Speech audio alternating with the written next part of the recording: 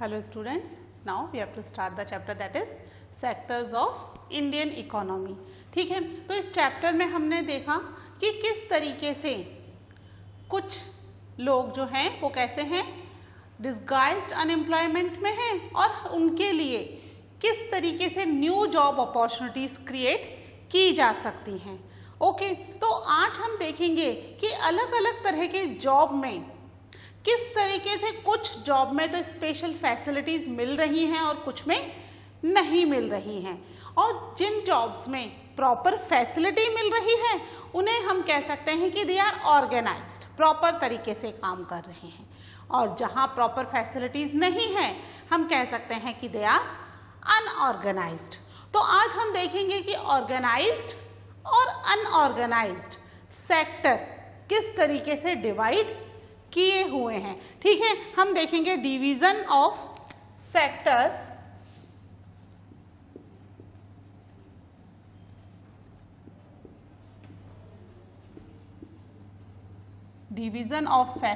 as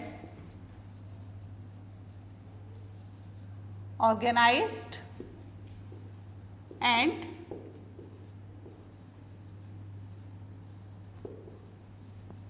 unorganised. ठीक है, organised and unorganised क्या होता है, इसका जो है हम पहले एक एग्जाम्पल से देख लेते हैं जो हमारी बुक में भी देख रखा है, that is of Kanta and Kamal. है ना, कांता जो है वो एक ऑफिस में वर्क करती है, वो 9:30 पर जाती है और उसके वापस आने का टाइम 5:30 है, यानी उसके वर्किंग आवर्स जो हैं वो कैसे हैं, दैट इज फिक्स. ठीक है, संडे को उसको नहीं जाना होता, संडे को उसको क्या मिलती है, हॉलीडे.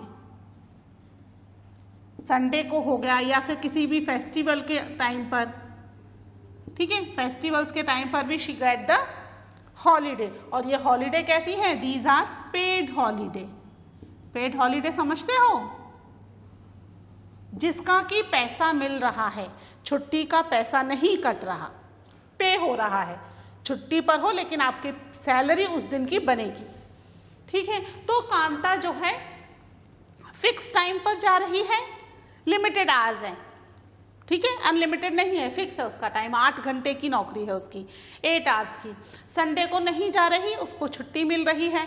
इसके अलावा भी कुछ गवर्नमेंट कुछ फेस्टिवल्स पर छुट्टी डिक्लेयर करती है, वो छुट्टी भी उसे मिल रही है जिसकी उसे सैलरी मिलेगी. ठीक है, उसकी जो सैलरी है वो हर महीने एक फिक्स डेट पर, महीने के लास्ट में फिक्स डेट पर उसको मिल जाती है. सैलरी के अलावा उसको कई एक्स्ट्रा बेनिफिट्स भी मिलते हैं. एक्स्ट्रा बेनिफिट जैसे कि उसको पीएफ मिलता है, प्रोविडेंट फंड, है ना, उसको ग्रेजुटी मिलेगी, उसको मेडिकल फैसिलिटी है. ठीक है, मेडिकल फैसिलिटी मिलेगी. ठीक है, ये कुछ फैसिलिटीज भी उसे इस जॉब में मिलेंगी. ठीक है, वहीं पर उसका नेबर है कमल. कमल का जो वर्क है वो एक शॉप में है, उसे एक शॉपकीपर के यहाँ पर नौकरी मिली है, जो कि वो सुबह 7:30 AM पर चला जाता है और रात को 8 बजे तक उसे वहाँ काम करना पड़ता है. यानी कि क्या हो गया, पूरा दिन ही हो गया, सुबह 7:30 से रात को 8 बजे तक, more than 12 hours. 7:30 to 7:30 12 hours हो गए, उससे भी ज़्यादा, 12 घंटे से भी ज़्यादा उसे काम करना पड़ रहा है, यानी वर्किंग आवर्स उसके फिक्स नहीं है. ठीक है, इसके अलावा जिस दिन वो नहीं जाएगा, अगर उसने किसी दिन हॉलीडे की, मान लीजिए आज उसकी तबीयत खराब है, आज वो छुट्टी पर है, हॉलीडे पर ही गॉट नो सैलरी, कोई सैलरी नहीं मिलेगी. ठीक है, क्यों, क्योंकि वो उस दिन काम पर नहीं गया ना. जिस दिन काम पर नहीं जाएगा उस दिन का उसे कोई पैसा नहीं मिलेगा. ठीक है, इसके अलावा कोई भी फेस्टिवल हो, है ना, या कुछ भी हो रहा है दुनिया में, उसे अपने टाइम पर जॉब पर जाना ज़रूरी है, वो छुट्टी नहीं कर सकता. ठीक है। इसके अलावा उसकी जो सैलरी है, सैलरी भी जिस दिन शॉपकीपर चाहेगा उस दिन उसे मिलेगी। एज सच फिक्स डेट नहीं है। जैसे कांता की तो डेट फिक्स है कि महीना खत्म होते ही कुछ डेट फिक्स कर दी है कि भाई 2 तारीख, 5 तारीख, 7 तारीख, 10 तारीख, इस तारीख तक सैलरी मिल जाएगी, फिक्स है। यहाँ पर इसकी सैलरी की कोई भी डेट फिक्स नहीं है, ठीक है। प्लस कोई एक्स्ट्रा बेनिफिट, कोई एक्स्ट्रा बेनिफिट, छुट्टी तो मिल नहीं रही, एक्स्ट्रा बेनिफिट कहाँ से मिलेगा, समझ रहे हो ना बात को। तो यहाँ पर कोई एक्स्ट्रा बेनिफिट नहीं है। इवन कभी भी शॉपकीपर कमल को जॉब छोड़ने के लिए कह सकता है। Any time he can asked to leave the job. कभी भी उसे नौकरी से निकाला जा सकता है कि भाई कल से मत आना, आपके काम की कल से ज़रूरत नहीं है। जबकि कांता को बाकायदा एक अपॉइंटमेंट लेटर मिला है, उस अपॉइंटमेंट लेटर के अकॉर्डिंग कुछ जो टर्म्स एंड कंडीशन है उसके अकॉर्डिंग उसे जॉब करना है। और अगर जॉब से निकाला भी जाता है किसी रीज़न से तो उसको प्री इन्फॉर्म किया जाएगा और उस टाइम पीरियड का उसे पैसा भी दिया जाएगा। वैसे तो ऑर्गेनाइज सेक्टर में रिटायरमेंट पर ही निकाला जाता है ना, बट अगर कोई दिक्कत होती है बीच में तो भी उसको इन्फॉर्म करके निकाला जाएगा। ऐसा सच नहीं कि आज काम पर पहुंचे और बोल दिया भाई आपकी तो आज से ज़रूरत नहीं है तो सॉरी आप मत आओ, है ना। तो कमल जो है, कमल किस में एम्प्लॉयड है, कमल एम्प्लॉयड है अनऑर्गेनाइज्ड सेक्टर में, और कांता किस में है, ऑर्गेनाइज्ड सेक्टर में। फर्क समझ में आया आपको कांता और कमल की नौकरी का। हम देखते हैं ना इतने सारी शॉप्स हैं, इस पे लड़के काम करते रहते हैं। कमल की तरह ही उनके टाइम पीरियड, उनकी सैलरी, मेडिकल बेनिफिट्स कुछ भी फिक्स नहीं है। वहीं ऑफिस में काम कर रहे हैं, वहां पर इनके फैसिलिटीज भी हैं, टाइम पीरियड्स भी फिक्स हैं, ठीक है। तो ये कुछ डिफरेंस है between organised and unorganised sector. हम एक बार प्रॉपरली देख लेते हैं क्या क्या डिफरेंसेस हैं।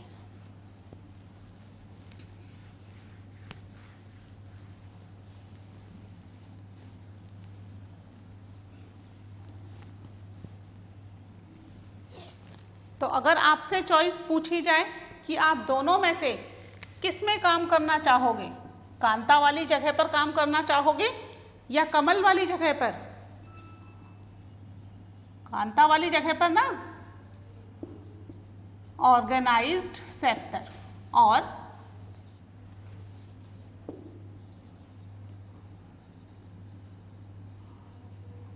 अनऑर्गेनाइज्ड सेक्टर, ठीक है। हम देख लेते हैं दोनों में क्या फर्क है।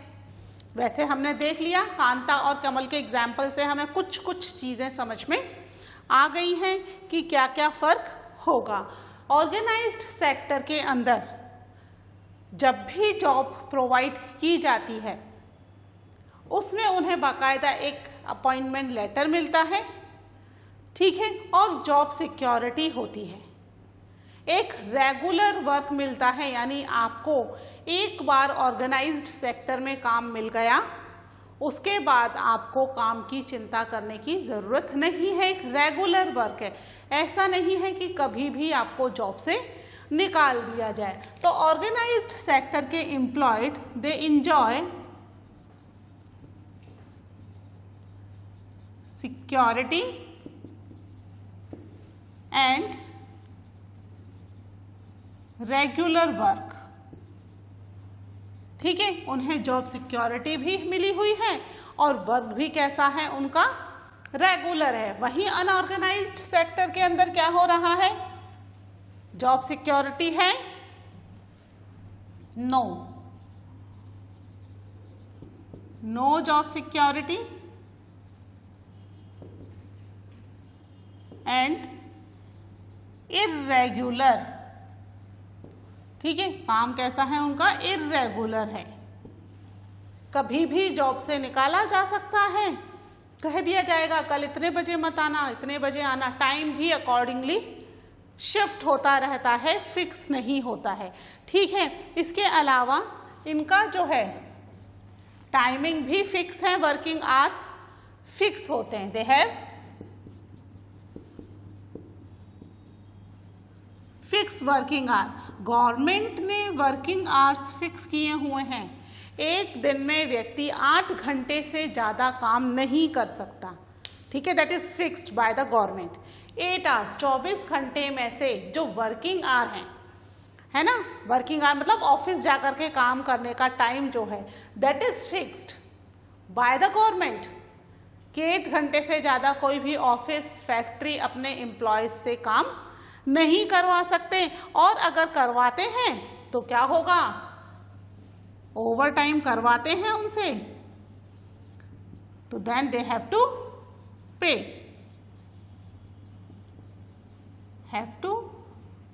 फॉर इट, ठीक है, ओवर टाइम के लिए उन्हें पे किया जाएगा। जबकि हमने कमल के केस में क्या देखा, 12 घंटे से ज़्यादा का टाइम है, यानी वर्किंग आवर फिक्स है क्या, नहीं, है ना, वर्किंग आवर्स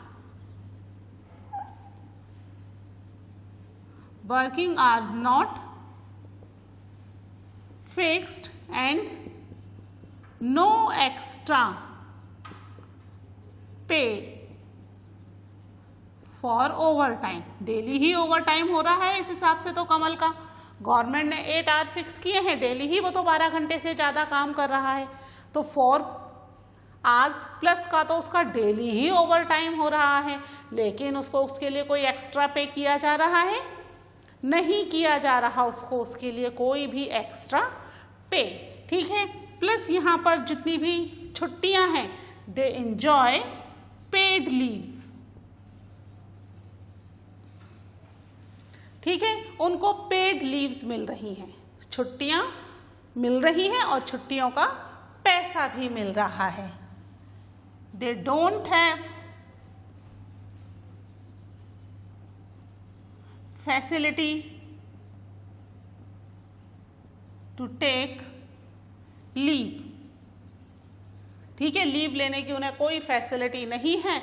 अगर किसी रीज़न से उन्हें लीव लेनी पड़ती है तो बाकायदा उसके लिए उनका पैसा काटा जाता है, ठीक है। जिस दिन वो नहीं आ रहे, नो वर्क, जिस दिन काम नहीं है, then they will get no money,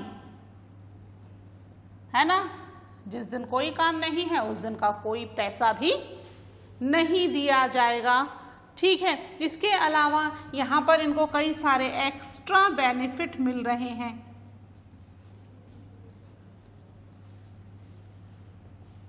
extra benefit जैसे कि प्रोविडेंट फंड। क्या होता है प्रोविडेंट फंड, इनकी जो सैलरी होती है ऑर्गेनाइज्ड सेक्टर में, सैलरी में से कुछ परसेंट सैलरी को डिडक्ट कर लिया जाता है हर महीने, और उतना ही पैसा कंपनी भी अपने एम्प्लॉय को देती है, ठीक है। एक फिक्स अमाउंट कर लिया जाता है कि भाई इसमें से 1200, 1500 रुपये, 1000 रुपये जो है अमाउंट डिडक्ट होगा एज अ प्रोविडेंट फंड, जो जमा होता जाता है, और उसके ऊपर अच्छा इंटरेस्ट रेट मिलता है, और इस प्रोविडेंट फंड का फ़ायदा एम्प्लॉय कभी भी उठा सकता है। इवन प्रोविडेंट फंड पर लोन की भी फैसिलिटी होती है ना, और इसको ज़रूरत पड़ने पर अगर बीमारी है, शादी है, या कुछ भी ऐसा काम आ गया जिसमें उन्हें ज़्यादा पैसों की ज़रूरत है, तो वो इस प्रोविडेंट फंड में से निकाल सकते हैं, जो कि कंटिन्यू क्या हो रहा है, इकट्ठा होता चला जा रहा है। तो प्रोविडेंट फंड की यहाँ फैसिलिटी होती है, प्लस इन्हें ग्रेजुटी मिलती है। ग्रेजुटी क्या होती है, कंटिन्यू जॉब करने के कारण कुछ टाइम बाद इनका कुछ अमाउंट फिक्स कर दिया जाता है कि रिटायरमेंट पर इतना पैसा तो इन्हें प्रोवाइड होगा ही होगा। इसके अलावा मेडिकल फैसिलिटी मिलती है। मेडिकल फैसिलिटी क्या होती है, जहां आप जॉब कर रहे हो वहां पर आपका हेल्थ इंश्योरेंस होता है और आप बीमार होने पर पूरा खर्चा आपकी बीमारी का वो ऑर्गेनाइज्ड सेक्टर बियर करता है। आपको खर्चे की चिंता करने की ज़रूरत नहीं होती है। कई बार इन ऑर्गेनाइज्ड सेक्टर के अपने हॉस्पिटल्स और डिस्पेंसरीज भी होती हैं, प्लस बड़े बड़े हॉस्पिटल्स और डिस्पेंसरीज के साथ इनका टाई अप भी होता है। जैसे आपने सुना होगा रेलवे हॉस्पिटल, सुना है? आप में से कई बच्चों के फादर होंगे ऑर्गेनाइज्ड सेक्टर में, जहां उन्हें मेडिकल बेनिफिट्स मिलते हैं, है ना। अगर वो बीमार पड़ गए हैं और डॉक्टर को दिखा रहे हैं तो वो पूरा पैसा कंपनी से उन्हें मिल जाता है, जबकि यहाँ पर कोई एक्स्ट्रा बेनिफिट मिल रहा है ऑर्गेनाइज्ड सेक्टर में, नो एक्स्ट्रा बेनिफिट, कोई भी एक्स्ट्रा बेनिफिट नहीं है। रिटायरमेंट पर आपको कोई पैसा नहीं मिलेगा, आपका कोई पैसा एज अ प्रोविडेंट फंड इकट्ठा नहीं हो रहा है, ना ही बीमार पड़ने पर कंपनी की तरफ से आपको कोई फैसिलिटी मिलेगी। ठीक है, इसके अलावा यहाँ पर इन्हें कुछ बेसिक फैसिलिटीज भी मिलती हैं। बेसिक फैसिलिटीज क्या हैं?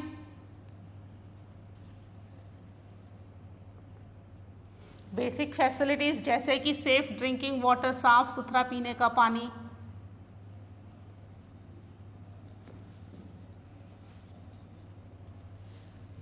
ठीक है। इसके अलावा सेफ वर्किंग एनवायरनमेंट,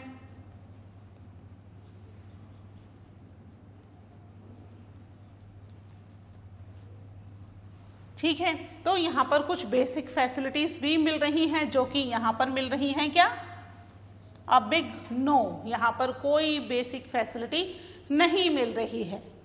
ठीक है, तो इस तरीके से हम देख रहे हैं कि ऑर्गेनाइज्ड सेक्टर के अंदर सारी फैसिलिटीज मिल रही है। सिक्योरिटी है, रेगुलर वर्क है, ठीक है। आपके वर्किंग आवर फिक्स हैं, ज़्यादा काम करवाने पर उसके अकॉर्डिंग आपको पेमेंट भी मिल रहा है। आपको संडे के संडे छुट्टी तो है ही, इसके अलावा भी जो छुट्टियां कुछ फिक्स कर रखी होती हैं उन छुट्टियों का भी आपको पूरा पैसा मिलेगा। जब भी आप छुट्टी लोगे छुट्टियों का पैसा नहीं काटा जाएगा, ठीक है। एक्स्ट्रा बेनिफिट्स मिल रहे हैं, रिटायरमेंट पर पैसा मिल रहा है, आपका कुछ पैसा इकट्ठा हो रहा है जो आपकी ज़रूरत के समय काम आएगा। आपकी बीमारी मेडिकल फैसिलिटी भी दे रहे हैं, साथ में बेसिक फैसिलिटीज़ भी मिल रही है। जबकि अनऑर्गेनाइज सेक्टर में कोई जॉब सिक्योरिटी नहीं है, कभी भी आपको बोला जा सकता है टू लीव द जॉब, है ना। जिस समय सीजन नहीं होता, हम देखते हैं अभी दीपावली आएगी तो दिवाली पर मार्केट में बहुत भीड़ बढ़ जाती है, तो भीड़ बढ़ जाती है उसके लिए उस समय शॉपकीपर्स के पास ज़्यादा काम होता है, वो एक्स्ट्रा लड़कों को अपॉइंट कर लेते हैं, काम पर रख लेते हैं। जैसे ही दिवाली खत्म होगी लोगों की भीड़ मार्केट में कम हो जाएगी, है ना। अब तो मार्केट में पहले की तरह ही लिमिटेड रश रहेगा, तो क्या होगा, वो जो एक्स्ट्रा लड़के रखे थे काम करने के लिए दिवाली पर, उन्हें अब क्या कर दिया जाएगा, हटा दिया जाएगा। दिवाली खत्म होते ही उन्हें भी बोल दिया जाएगा कि भाई अब आपके वर्क की कोई ज़रूरत नहीं है, क्योंकि उन्हें पेमेंट करना पड़ेगा। जितने दिन काम करवाया है उतने दिन का उन्हें पेमेंट कर दिया जाएगा, ठीक है। वर्किंग आवर्स फिक्स नहीं है, सुबह से लेकर रात तक के वर्किंग आवर्स हैं। Overtime, no payment for the overtime, overtime तो रोज ही करवाई जाती है। कोई फैसिलिटी नहीं है, ना लीव मिल रही है, ना मेडिकल बेनिफिट, ना सेफ वर्किंग एनवायरनमेंट, ना ड्रिंकिंग वाटर, नथिंग, ठीक है। कोई एक्स्ट्रा बेनिफिट भी नहीं है और कोई बेसिक फैसिलिटी भी नहीं है। तो आप दोनों में से किसके अंदर एम्प्लॉय होना पसंद करोगे? ऑब्वियसली एम्प्लॉय हम ऑर्गेनाइज सेक्टर में ही होना पसंद करेंगे, लेकिन अनऑर्गेनाइज सेक्टर के अंदर इंडिया की एक बहुत बड़ी पॉपुलेशन एम्प्लॉयड है, जिसको कि गवर्नमेंट की तरफ से कोई फैसिलिटीज प्रोवाइड नहीं है। एक बार आप इसको नोट डाउन कर लीजिए, फिर हम उनके बारे में डिस्कस करते हैं।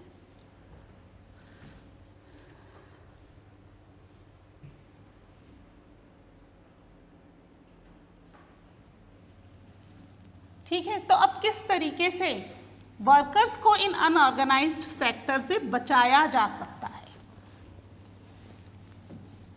कैसे बचाया जा सकता है भाई? Government has to form some rules regulation to protect the workers from the unorganised sector, है ना। 1990 से पहले तक इंडिया के अंदर ऑर्गेनाइज्ड सेक्टर ज़्यादा थे और अनऑर्गेनाइज्ड सेक्टर कम थे, लेकिन 1990 के बाद से अनऑर्गेनाइज्ड सेक्टर बहुत तेज़ी से बढ़े। उसके पीछे रीज़न ये था कि 1990 से पहले तक इंडिया ने दूसरी कंट्रीज़ के साथ इंपोर्ट एक्सपोर्ट पर बैन लगाया हुआ था और 1990 के बाद इसको हटा दिया गया।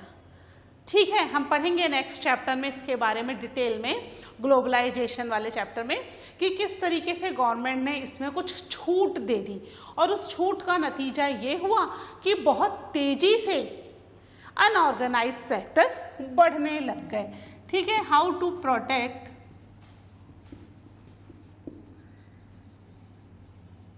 Workers in unorganised sector. ठीक है, अनऑर्गेनाइज्ड सेक्टर से किस तरीके से इन्हें प्रोटेक्ट किया जा सकता है, इसके लिए सबसे पहले तो गवर्नमेंट क्या करे? They make new job opportunities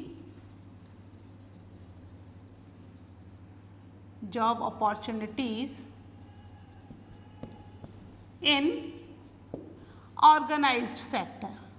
ठीक है, गवर्नमेंट को ही करना पड़ेगा कि वो जॉब अपॉर्चुनिटीज नई लोगों के लिए शुरू करे, नए ऑर्गेनाइज्ड सेक्टर शुरू करे और उसमें लोगों को एम्प्लॉय किया जाए।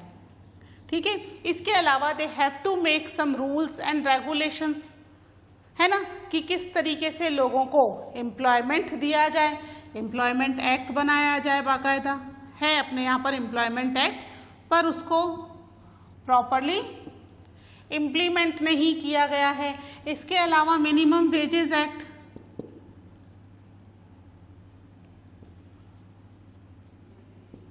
ठीक है, मिनिमम वेजेस एक्ट, वेजेस क्या होते हैं? काम के बदले में दिए जाने वाला पैसा वेजेस कहलाता है। ठीक है, तो यहाँ पर मिनिमम वेजेस एक्ट बनाए जाएं, जिसके अकॉर्डिंग ही हर ऑर्गेनाइज्ड और अनऑर्गेनाइज्ड सेक्टर को काम करने दिया जाए, इसको इम्प्लीमेंट किया जाए। ठीक है, इट ऑल्सो implemented on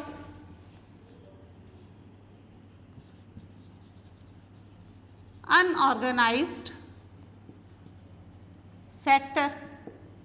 ठीक है, इसके अलावा सिंस 1990, ठीक है, ये वो ईयर है जब इंडिया ने लिबरलाइजेशन शुरू किया था और कंट्री में ग्लोबलाइजेशन के थ्रू दूसरी कंट्रीज के साथ इंपोर्ट एक्सपोर्ट लार्ज स्केल पर करना शुरू किया था। ठीक है, इस समय बहुत लार्ज नंबर ऑफ वर्कर्स ने अपनी जॉब ऑर्गेनाइज्ड सेक्टर से उन्हें खोनी पड़ी थी, क्योंकि कई सारे अनऑर्गेनाइज्ड सेक्टर इंडिया में आ गए थे, जिसकी वजह से उन्हें अपनी जॉब यहाँ से खोनी पड़ी। तो गवर्नमेंट जो है बाकायदा पहले की तरह यहाँ पर ऑर्गेनाइज्ड सेक्टर बनाए जाने के लिए लोगों के ऊपर प्रेशराइज करें और उन्हें इन मिनिमम वेजेस एक्ट और एम्प्लॉयमेंट एक्ट के अकॉर्डिंग ही वर्क करने के लिए बोला जाए। इसके अलावा कंट्री में मोस्ट ऑफ एससीज, जानते हैं एससी शेड्यूल कास्ट है ना, एंड एसटी, एससीज एंड एसटीज, इसके अलावा ओबीसी, ये जो हैं ये कुछ कम्युनिटी सबसे ज़्यादा अनऑर्गेनाइज्ड सेक्टर में एम्प्लॉयड हैं। Most of SC, ST and OBCs are employed in unorganised sector. ना केवल ये अनऑर्गेनाइज्ड सेक्टर में एम्प्लॉयड हैं, बल्कि इसके साथ साथ इन लोगों के साथ डिस्क्रिमिनेशन भी फेस करना पड़ता है। ठीक है, are employed in unorganised sector as well as they face